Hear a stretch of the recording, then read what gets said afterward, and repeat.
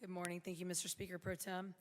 I am not going to debate abortion because the voters have chosen and I choose to live in this state. I'm adamantly against it, but I want to talk about the fiscal impact and what I feel is deceitful.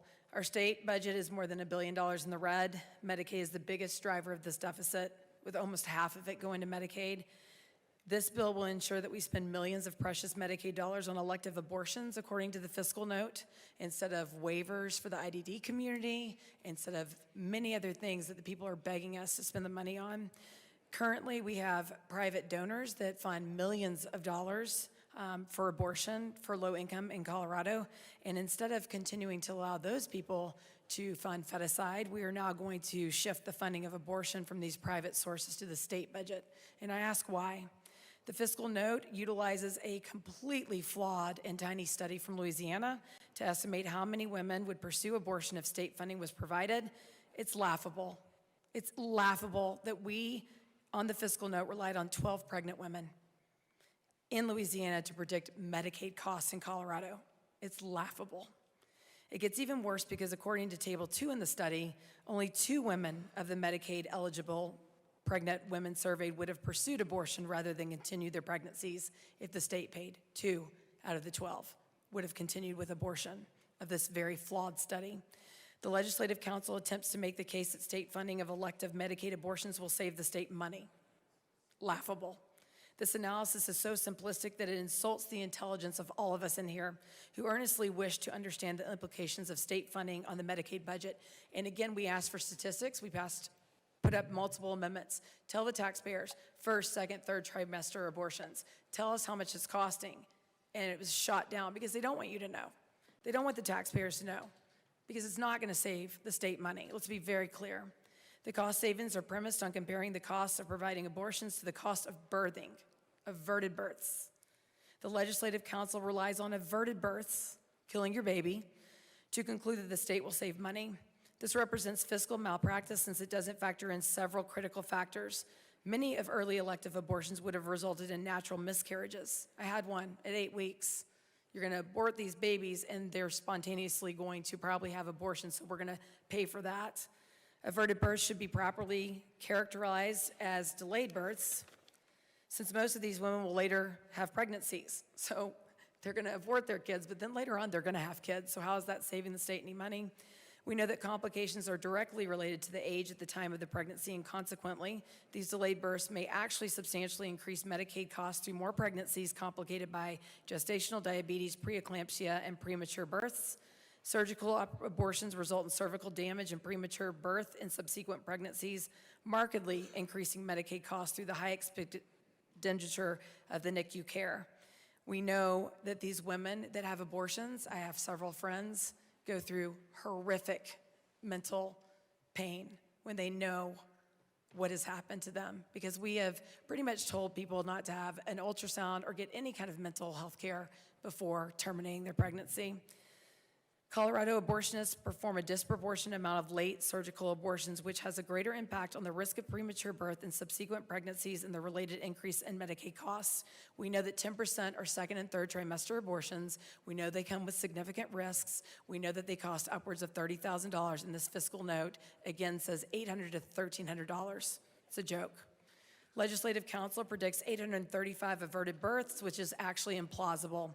A study which assessed the effects of abortion bans demonstrated 1 additional birth for every 1,000 women of childbearing age. There are 1.2 million Colorado Medicaid patients.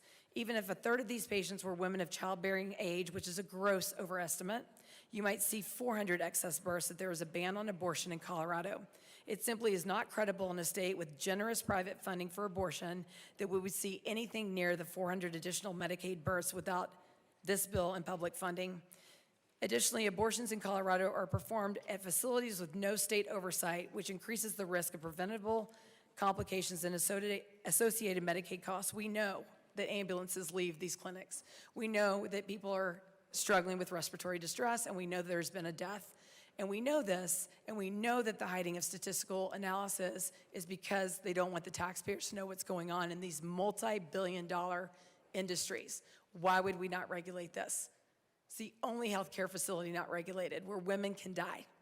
where women can die, low-income women can die.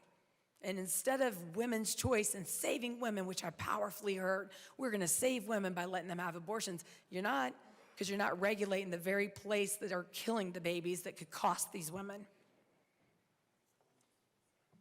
Billion-dollar budget deficit, no fiscal note on this Amendment 79 that the taxpayers, 62% voted for? No, they didn't.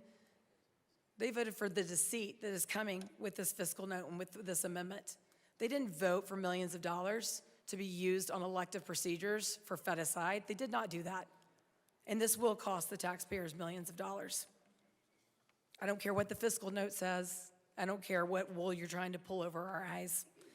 This bill is about telling women in our state they can save money if you terminate your pregnancy and that the state will pay for it. Making people like me with private insurance have increased premiums and taxes to pay for the genocide of babies, which I am adamantly against. Thousands of women who have buried a baby are now paying for other women to discard theirs.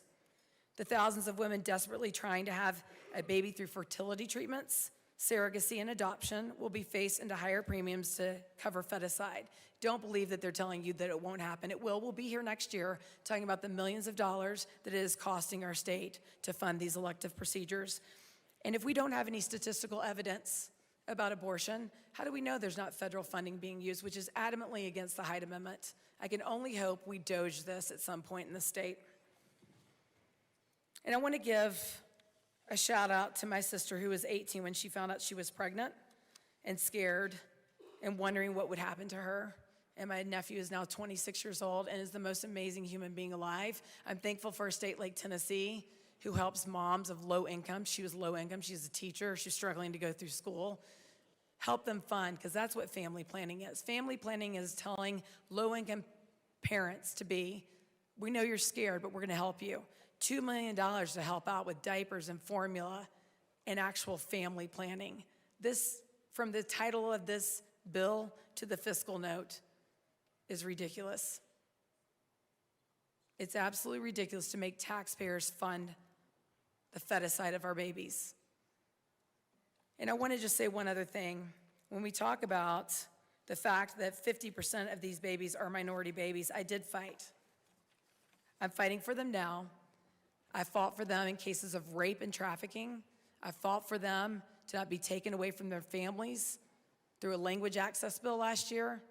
I fought. I stood up here and I fought. I fought against seclusion, which directly impacts African American children. I fought. I fight. And I'm going to continue to fight for all babies. I don't care what color you are. I will continue to fight. And my voting record will prove that.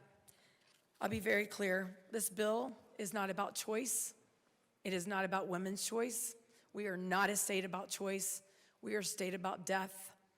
We wouldn't be if we helped the alternative pregnancy centers and gave you a different choice other than funding the death of your children, the death of your family. This is not a free state for all. There are two people involved, and only one gets a choice, and the other gets disposed. I urge a no vote. Representative Barone.